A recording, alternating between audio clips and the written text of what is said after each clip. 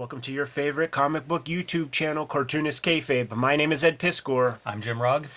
We got a good one today, man. It's been a long time coming, but we got to let you guys know that we are a daily YouTube channel. So we put new videos out all the time, and at this point we have over 1,300 videos in our library. So it's a possibility that we talked about your favorite comics already. You dig our commentary, go back, check some of that stuff out. There's a search box next to the magnifying glass on the front page of our YouTube channel. If we haven't covered your favorite comics, make sure you put something in the comments so that we know to put that higher up on our to-read list. We have a Cartoonist Kayfabe Patreon where the King Kayfabers have access to the cheapest copies on the aftermarket of the things that we talk about because they get the videos before anybody else. They're hanging out with us in the Kayfabe chat room that is private, exclusive to them. I could bet you that the book that we're going to cover today is going to be Kayfabe affected for sure. And we are going to be doing our last public appearance this year at Baltimore Comic-Con. September 8th, 9th, 10th is going to be the convention, and we hope to see you there rocking your Kayfabe merchandise. Without further ado, man, Raw Magazine number 3. We have covered the first 2 issues of Raw, but I don't think we talked about Raw for about 2 years, maybe, and I do have the complete set. That's such a collector show-off move. It's a great collection. It's why the channel exists, man, and I doubt that there will ever be a reprint. It's unwieldy. Do we have any comic books here? Yes, we do have comic books here. This is your standard comic. Raw's much bigger. You're dealing with European cartoonists. You're dealing with Japanese cartoonists sometimes. You're dealing with cartoonists who have passed on. So the rights would be a nightmare to kind of get everybody on the same page to do any kind of reprint. But in terms of avant-garde comic making, this is such a crucial publication that we would be remiss not to share every page here on the Cartoonist Kayfabe channel. Yeah, it's so different than everything that was being done in comics at the time, especially in American comics. Like, this is your early to mid-'80s that Raw is being published, and you can see with the demonstration of the comic book size, you are going to find this on the spinner rack. You weren't going to find it with comics. This was like an art project. I don't know that very many of these copies escaped New York. Right. And I don't say that for any reason other than, like, this is kind of like high fashion. You can imagine, like, the New York intelligentsia jerking off all over this thing. All over Jimbo's face here. Yes, exactly. Right. Yeah. That's exactly what I'm imagining right because, now. Because, like, sure, I'm sure Bud Plant bought a grip to distribute around, man. And I'm sure Jeppy got plenty in his coffers. But I don't know that the comic shops across the country, on any place other than the coasts would really fuck with this all that much. It's very far afield of a Marvel or DC comic, and we'll launch right into things, and I think it might be 1981. Yeah, it's earlier than I always expect. Yeah, it's 1981. 1981 is shocking. I did not think it was that early. Totally. This is, before we get too deep, this is a Geary Panter cover. He was doing things for like Slash magazine before that, established the Jimbo character there. But one of the things that you gotta know, man, is that they were doing all the technical stuff themselves. So it could be Francois who was cutting the color separations here. They were handling that part themselves. They're printing it on their own press. Yeah, like at one point it changes because there's like a guy who does the covers, and if you watch Comic Book Confidential, you'll see the press is that it's not in a loft. It's like an actual print house. The other thing to note with this is it's bigger. It says magazine, but it's bigger than magazine size. So when we talk about like comic shops being mad if your stuff's not comic book size, well, maybe magazine size. When you get to this doesn't fit anywhere. Right. This is close. Like this is akin to like Warhol's Interview magazine size. In fact, that was their scan. Like they wanted it to be right next to that because that's sort of how they saw it. And as we crack things open right away, see design and color on that front cover, FM and AS. That's Francois Mouly, who is now the art director at New Yorker magazine, and AS will be Art Spiegelman. Even the graphic design choice of making this table of contents page askew, this is not done by computer work. Like, this is practical effects, and that was a choice that they had to make, and it is a sharp aesthetic option. Even this is kind of cutting edge. It definitely is. I look at a lot of like 70s and 80s magazine design because I like that stuff, and there is a certain sameness because of the limited tools and what you could do. This is pretty good. This is something that stands out to me. With everything that I said earlier, I could be wrong at this stage, man. With Raw number 3, European distributors, they at least have some. Titan is distributing stuff. American distribution, contact Raw Books. Coming straight from the loft. Francois and Art packing boxes. You know what? He's probably getting some fucking SVA kid. Yeah. Paul Karasik is student interns are packing boxes. Paul Karasik is putting his finger down while Drew Friedman is tying the knot. I love it. We'll go through all this stuff, man. One of the things that I noticed, certainly with this page, and there's another artist or two. What's cool is it gives geography of a lot of the cartoonists right here, of like where they're kind of coming from, because this is worldwide, man. But the aesthetics of some of this artwork, typically the European stuff, it'll be the aesthetics of what you know to be like American animation in like the 90s. It's so far ahead of its time for what it looks like here in 1981. I was reading a couple of those, like the 1 or 2 line, bio, where someone's from, and it'll be like poster artist. Like they're pulling from a lot of different sources with like styles that may be comic reference, but maybe not a cartoonist per se. Yeah. So, very forward thinking in terms of all the graphic imagery that's going into this. Look at this Jimbo strip, dude. And it's like, how many different tools are being used here? Because like this art looks like different than this art. Is this stuff pasted up? Is that why it's so rigid and cut up and stuff? I like a lot of the Fort Thunder guys and like Brian Chippendale, and I'm looking up here at like white paint making all these dots, and I can see Chippendale in that sky. Totally. This is Jimbo culturally appropriating, like quite literally, like at one point admitting that he's not of Native American descent. But what is interesting of the aesthetic is that at the time, Gary Panter's wife was the manager for the band The Germs. And Darby Crash, the main singer, kind of adopted a kind of Native American aesthetic. He had his hair and this kind of thing, and he had the Mohican haircut and stuff like it. So I wonder if he's making fun of those guys, or what's going on. Look at this, like using cartoon iconography as a cave painting. Like that's what he's suggesting, that cartooning goes back all that far, even though it's not in the dialogue. It's just kind of like what you're getting. And then this is the actual cave painting comic. It would always blow my mind when I learned Gary Panter was involved with Pee Wee Herman, Pee-wee's Playhouse, and it still kind of blows my mind. Totally. Like his stuff just feels so outrageous that the idea that it would be on network Saturday morning television. Yeah. Incredible. Yeah, one of the few graphic artists that really defined the look of that show. He's like the raw imagination guy, no pun intended with the title of this magazine. But then you have like Wayne White and like another dude or two to kind of soften it to make it possible. So like when you see that little redheaded fuck post, that like one little puppet, you see Jimbo in it. You really do. And there's early graphic design stuff for licensed materials where you see the Gary Panter all over it, because it's drawn.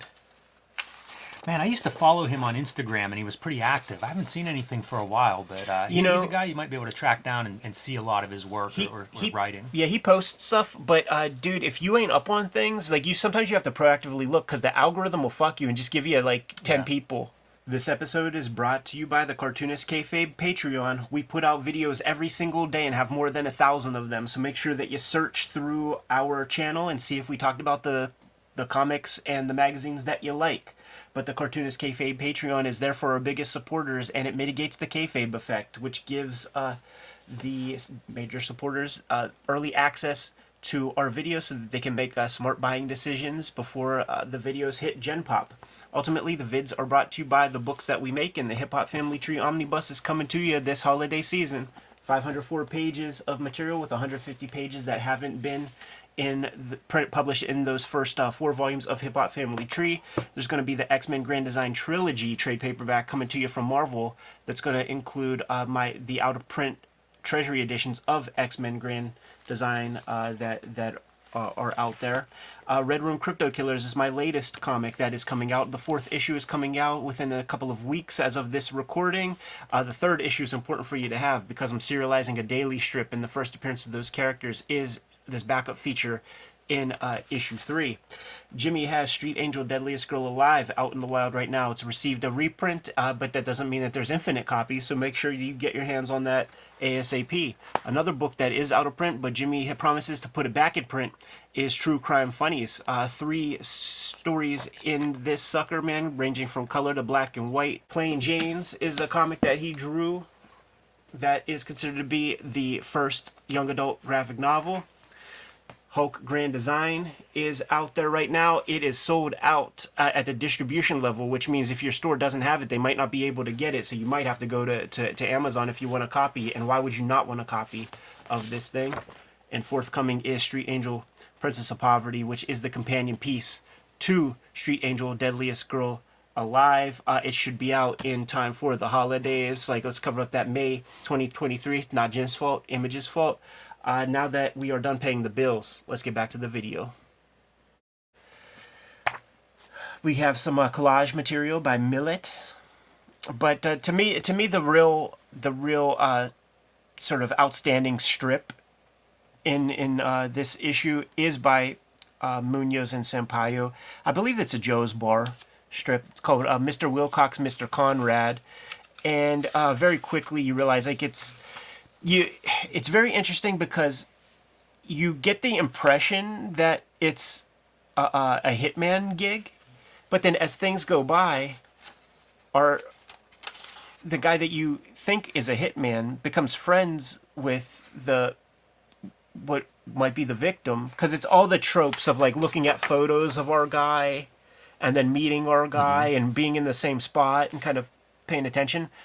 They become quite chummy and, trade stamps or something. Like, when you have a translated work, it's from a different country and it's a different culture. Even though it's supposed to take place in New York, in the front piece, they mentioned that Sampaio and Munoz have never been to New York, even though the story takes place there. So there's cultural stuff that you just don't get. Plus, this is the very early days of translation. So the translation might not be all there. Munoz, this art, you can see big influence on Frank Miller. Absolutely. We did a video. You could search for it. It's there would be no Sin City without Alack, A-L-A-C-K, Sinner. Right. Is the video where we look through 2 volumes of Alack Sinner that IDW put out. Very nice two ones big too. phone book size collections. Very flattering. 1,000 pages. Yeah, nice art. I mentioned that 1981 is interesting because it's 1986, I think, whenever Fantagraphics starts publishing Sinner. Yeah. So a lot of time goes by, sure, before we get another big dose of this. Keith Giffen really raked over the coals by the Comics Journal for copying panels from Munoz. Straight up. And look at the effervescence of the artwork. You don't mistake one character for another. Not at all. The character design's extraordinary. Very unself-conscious when it comes to the line work, just like allowing for very clear mark making, because there is such our mainstream comics in America are such corporate products that extends to the artwork, where it's about cleanliness, it's about getting all the lines right, it's about polish, and almost divorcing yourself from being hand done. It's almost like they want it to look like it was stamped out by a machine. Yeah, absolutely. Because then if you remove the artist, well, if you complain a little bit, I'll just bring in another guy that draws like you. Exactly. So this is a different idiom of comics making, and allowing the artist's hand to be visible is not a problem. I got hold of one of those Sinner magazines pretty early in my reading, like a flea market find. Right. And to me, it was black and white, kind of reminded me of Frank Miller, picked it up. But it's a time when I'm looking at like Scott Williams' ink line as like, this is the apex of inking and control. And to see this kind of approach, it was so hard for me to process. You know, it was like one of those things that kind of shatters your ideas, because I liked it, but it also freaked me out a little bit looking at it. There's some very cool comic stuff happening here once you go into Joe's bar, presumably, where you have different levels of conversation happening, like foreground conversation, background conversation. So you have these two characters having their whole deal.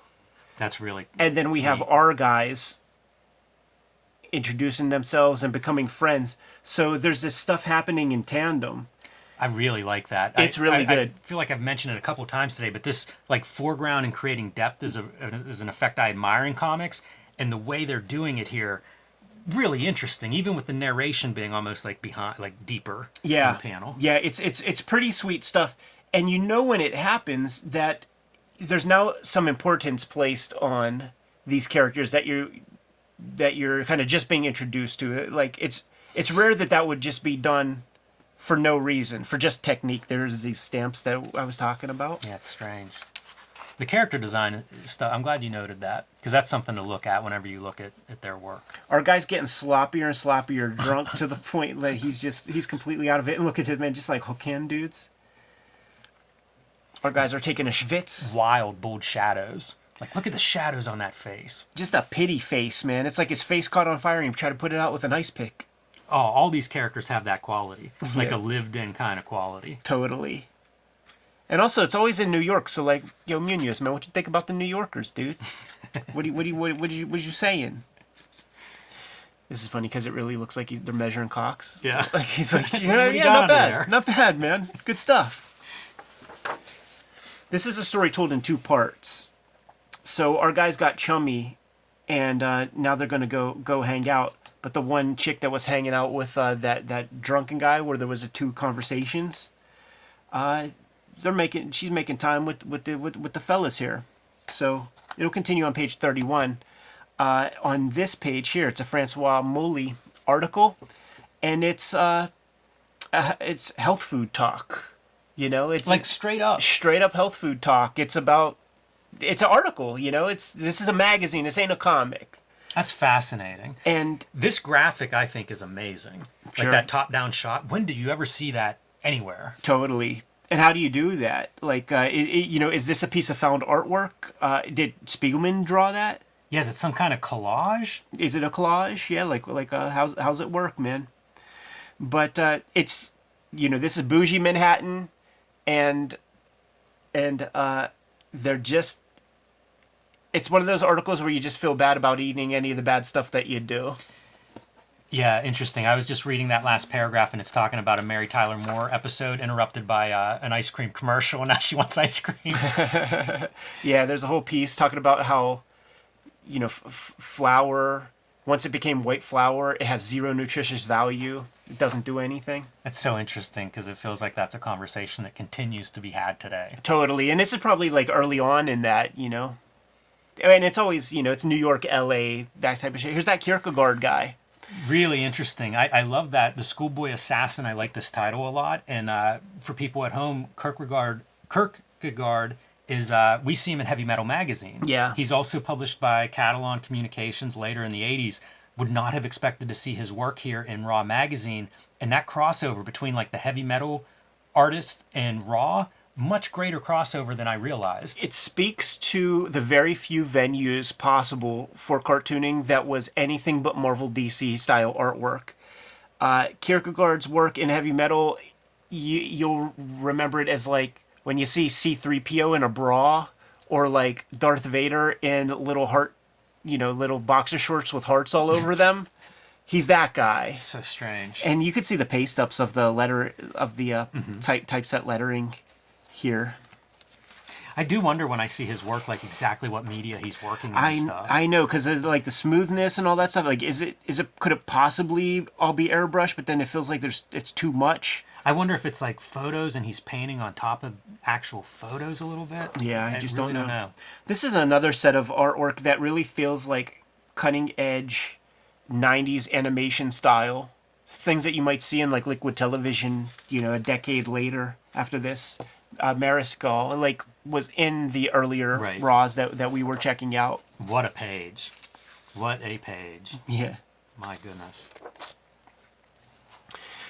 Tipped in to these issues of Raw, starting with issue number 2, are the various chapters of Maus. And you get the sense, because like there's always a mouse in each one, so it's like they don't put out the next issue until Uncle Artie gets a fresh chapter done, so that they could tip it in. And this might be the piece that maybe this was printed in on their offsets and tipped in themselves. Yeah, very possibly. Which might explain the size being kind of odd. Sure. You know, like that may be something that is for, you know, like it wouldn't surprise me if this is a size that worked well in their press. Mm-hmm. And if you look, that's a quarter of this page. Right. So yeah, that makes a lot of sense to me. A brilliant, I hate to say gimmick, but Maus was getting critical acclaim, especially as the series progressed. And Sure. it's really interesting as a historical document that's where this was serialized and how it was serialized. Totally, man. And probably with that first chapter, that it got some heat for sure. What's cool is it gives you a synopsis if you didn't get the last issue, and it describes everything that you read. And then I always love this stuff because even during Comic Book Confidential, the video interview with Spiegelman, it's all still forward projecting. It's going to be blah, blah, blah, not it is. Yeah. So this is the second part of a projected 200 to 250 page work in progress. Future chapters will appear in Raw on an occasional basis as they are completed. And it is not occasional, like it's every issue. They basically hold off, which makes sense because, I mean, this is the reliable feature in every issue after 2. And everything else is kind of slapdashed. You know, they basically print the best stuff that they get in time for the deadline. There's a really neat feature. I want to say it's in Comic Art Magazine where they go through and they show some of Francois's notebooks for these issues, because she would like make mock-ups of the issues, and it's just some of the most fabulous. Like when you think of like the making and the behind the scene and kind of an artist edition, really cool stuff to see like how they would put together an issue of this stuff. A little Rick Geary feature. There's a cartoonist that's been around. Yeah, and he's another guy that would show up in the National Lampoon and show up in the Heavy Metal, of course.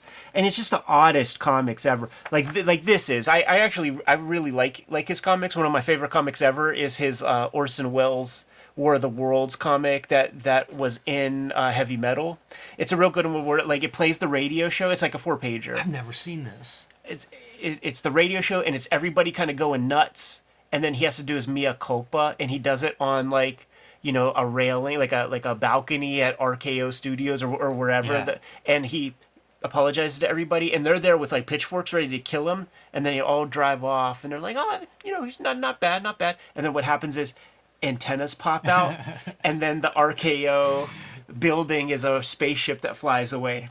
But this one, it's like very matter of fact. He's just drawing appliances, and he's talking about things to do and not do if you're a waitress. Like just very... And has done a ton of graphic novels of true crime. You'd think that those things at this point, like reissue those, put them in like a, you know, 5 or 6 of those stories in one, because I think they're shorter. They're like maybe square bound, but not huge. Feels like now, you know, there'd be a giant audience for that stuff. A little ahead of his time, maybe, with some of the work that he'd do. Yeah. But this is definitely very abstract for what he does. Makes you wonder if he's aiming for Raw. You know, like if I think he had talked everybody to them, is. or somebody was like, "Hey, do you want to do a page?" And then you're trying to like, okay, what is Raw? Not do it right. Yeah. Not do it like you know, Aristotle be damned. We're back to Sampayo and Munoz. And this lady is the lady that was talking with that drunk fella in the bar. Turns out she's a hoe. Love her hair. And they paid her a couple of dollars. You got the blonde and the brunette, right? So these guys are going to sit there and fucking beat their dicks. Yeah. Watching them chicks. Sweaty brows. Watching them chicks get busy. But don't forget, man, that this girl, she has baggage in the form of this drunk fella. Do you recognize this image?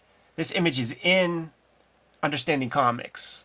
I don't remember that. Whenever, it might even be that page, that 9-panel grid where it shows all these different artists, Carl Barks, Rob Liefeld, Robert Crumb. Munoz might be on that page, and it's this image right here. It's burnt into my brain. Look at how like warped this is. You know, it's not a beautiful woman. It's not your femme fatale or not a classic approach to it. Like everything that they do has this filter of perversion. Yeah, something. Distortion, nightmare. Yeah. Yeah, because like even look at the top-down view of this guy. Like, is that his nose or is that his nose? Yeah, that's kind of a cool So ultimately our dudes are like, you know, you got a little more baggage than necessary for us to like be paying you your OnlyFans subscription to do some lesbian shit for us. So let's go downstairs and fuck this dude up. See, they're buds already, man. And they go down and they mess up that little boyfriend. This is a cool stroke, dude, where dude has like a black suit on and there's a black background. So you just put the sort of white figures in front of that suit or behind it in this case, and it sells the form of our foreground guy. Yeah, it's really strong black and white illustration.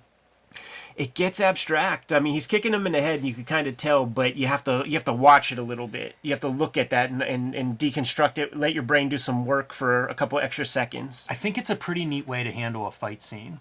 You know, like we're so used to like the beautiful Frank Whiteley choreographed, perfect space composition. Everything is exact. It's like a work of art. But really, like a violent fight on the street like this, it's the opposite of that. But it's hard to draw that. Right. And it feel like they go for it. So our guys are getting drunk together. One's like, yeah, you're right, man. There was a little too much work with these broads. The guy who I believe is to be, you know, the guy in the pictures just fell asleep, which is extra perverse. Now we're going back to Joe's bar. Look at our guy all bandaged up, ready to go, man. And the fellas show up at the same spot, but the dude ain't doing nothing. All these characters look so lived in. Totally. It's the same guy, man, calling this chick a whore. like they're a couple. I really like how he draws her hair. Yeah. It feels like a thick amount of hair on the top of her head. And you recognize these lines even as like Frank Miller lines in a way, you know, like when he's really got that hairy nib thing happening. You know, that's established here. Do you remember seeing Miller talk about Joe's Bar or these creators? Munoz? Fuck yeah, definitely. Absolutely. In our the one that we did that you chose, man, the comics interview about Ronin, they call him Sampayo, like, cause oh, that's right. He gives like the wrong the writer the credit for the art. Exactly, and Klaus Janson did that on our own shoot interview. He's like, yeah, me and Frank, like, we bonded over Sampayo, and it's like, well, you've bonded over Munoz, but like they were there, you know, like it's just that little bit of ignorance. So ultimately, here it is. It is a hitman situation. It just so happened that he liked the guy and they bonded and they became friends. It is an interesting choice that, like, when the guy was dead drunk, sleeping, he could have offed him, but he waited for, like, this kind of moment for no real reason, which adds to the coldness of our fella. Maybe Sampayo and Munoz, maybe they think that's just how it goes down in the NYC. Look at this artwork, dude. It feels so rich. It really does. And when you see something like this, you can't imagine that it's too penciled, you know, like a lot done in the ink stage. And then these cars just totally, they're all so flat, but it just is so graphic. The profile of this car, just a pretty much, trapezoid. Huh? Pretty much. You know, like those are straight lines. It shouldn't work. Pretty much. And then here's another one of those crazy views, I guess top down on the head. Right. Weird. Just wild. Very distorted fisheye lens kind of stuff. So there's an ad for Read Yourself Raw. It's not quite yet. This is a term that they're using. Oh, gotcha. Just let you know that we do have books, no subscriptions. We got a gang of breakdowns that you can order. This would have been the collection of Art Spiegelman strips from the underground days collected into a bigger book. I have a reissue of this. This would be worthy of an episode. So you do have it? Mm-hmm. Okay, that would be worthy of an episode. And this is definitely Art Spiegelman. artwork for whatever this is. Sold an ad for a little store in town. This is another piece of art. Maybe it's some of those guys that we looked at before. Actually, no, it's Drew Swart. But it really rings. It doesn't feel so Swartish, Right. but it totally feels like the aesthetics of what animation becomes. Again, there are like these three examples in this book, like these kind of curves, the shoulder pads, the way they build the characters. Is that like what even is that? It's sort of different than the strips, but I really like it. But it's strange. It's it doesn't have the treatment like with the artist name at the top. No, yeah, it's kind of a weird piece. Yeah, I think this is like like you build this part because you only have this much of I guess Swart's work. Ben Katchor strip. That's awesome. Yeah, it's a pretty wild one because there are things about it that it made it a kind of a tough read because of this part. Yeah. Like these feel kind of independent. Like it's a little all over the place. He's a cartoonist I enjoy reading, but it's interesting to me to see because he's another one of those guys who a Ben Katchor strip today or a book, nobody else's stuff looks like his or reads like his. But I think to get there, you have to maybe do some stuff that everything doesn't work right, and you're working out this very original style and approach. And 81's pretty early for him. He's built a great sort of side hustle, to use a gross term, of doing public readings of his stuff and creating like the PowerPoints that are like beautifully choreographed with his delivery. That makes sense to me. It erases the balloons and the balloons show up as needed. And it's so steeped in New York culture that like his voice is a part of it. Yeah. And his accent, his New York accent factors in. It's a if he's ever at a book show or a fair or something that you're a part of, do yourself a favor and make sure that you see him do one of his comic readings, because I fucking hate comic readings. I think it's the worst, and and he's the one guy who can pull it off.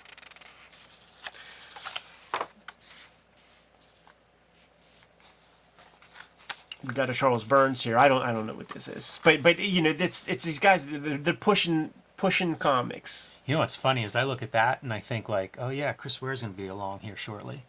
Yeah, but he's not. He's gonna be in that second volume. But doesn't that feel Tothian? Yeah, it does. We do have Charles Burns. I believe maybe his first appearance. That's interesting too because it's almost premature Charles Burns. Absolutely, man. It is 1981. We don't know him to use very much zipatones or anything like that. No. The lines, he's got a thinner line everywhere, on the hands, on the faces and stuff. But it's still got the rigor. Like you don't see many human lines. No, you even can with see the backgrounds certain here. motifs. Comics within comics. I feel like is part of something that he'll do throughout his career. I like seeing the mechanically set type. Yeah. Somehow I think that complements his style.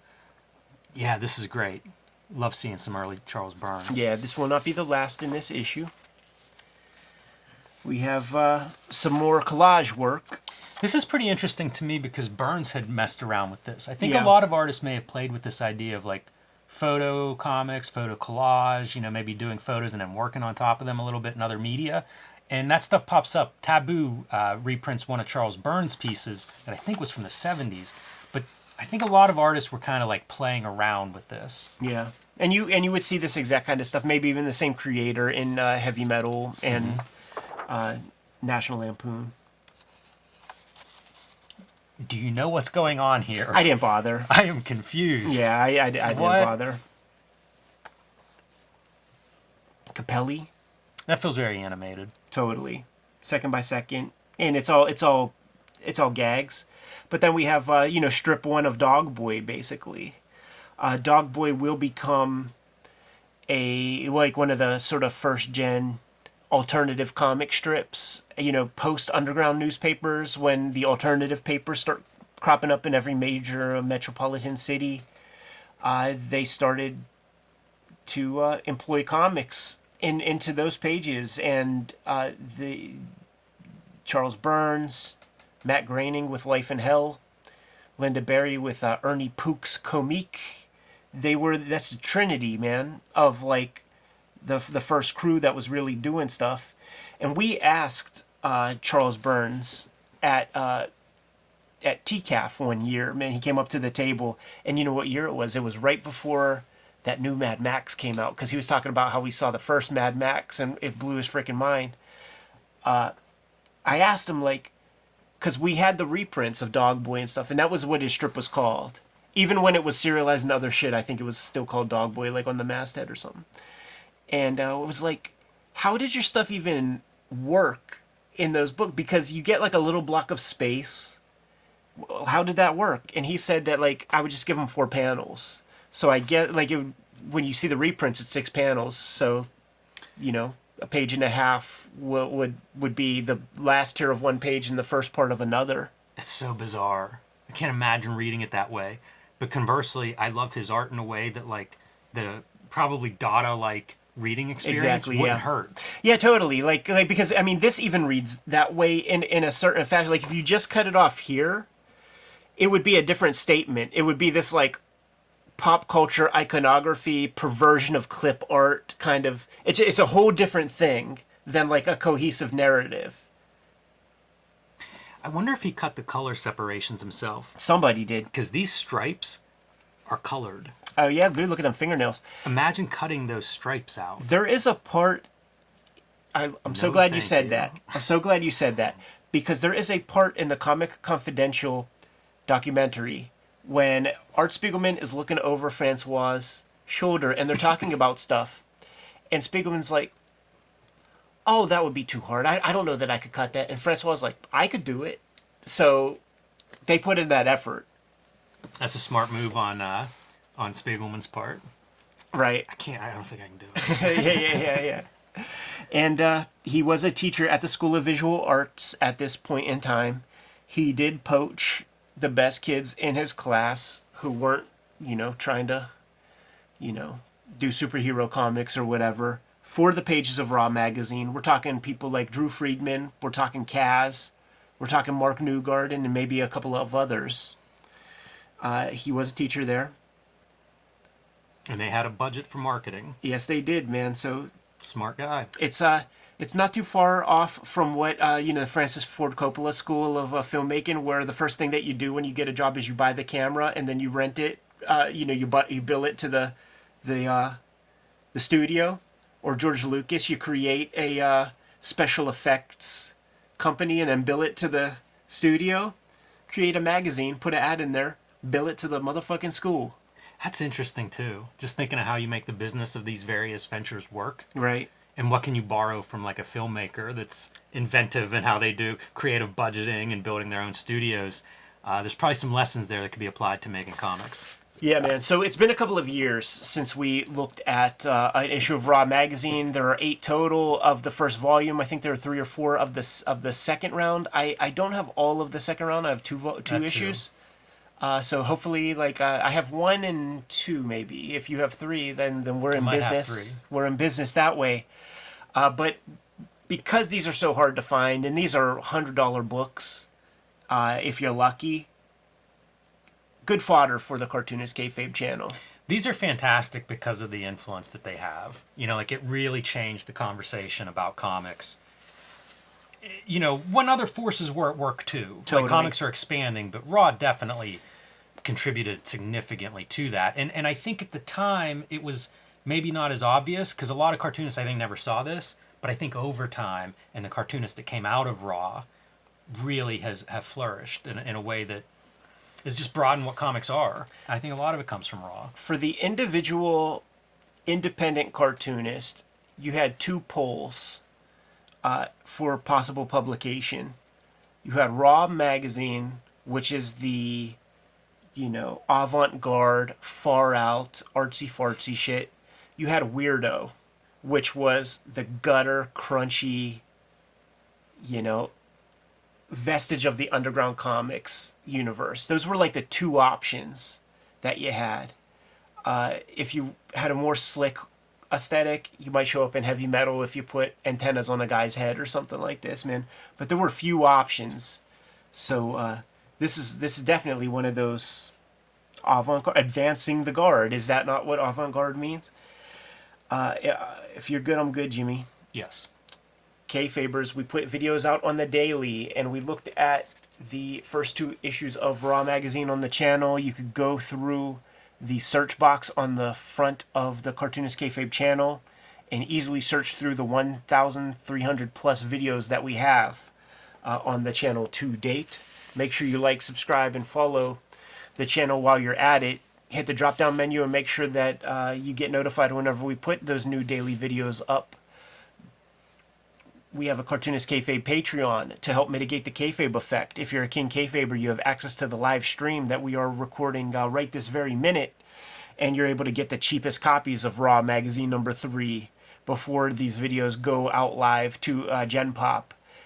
So become a King Kayfaber, support the channel that way, and you get the vids before anybody. Jimmy and I are going to be at Baltimore Comic Con September 8th, 9th, 10th. It's going to be your last chance to see us in person in 2023 out in Baltimore. Make sure you rock your kayfabe gear when you come out and see us.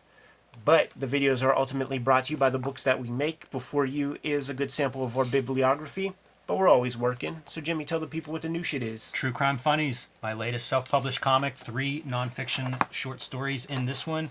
I have sold out of the first printing, but more are on their way, should be here in time for Baltimore. If you can't wait, you can download a PDF on my website, jimrugg.com, or you can read it on patreon.com/jimrugg. Street Angel Deadly Squirrel Live, back from the printers from Image Comics. This collects 8 complete stories of the homeless ninja on a skateboard. These are my superhero comics. If you guys like superhero action, Street Angel is the book to look for.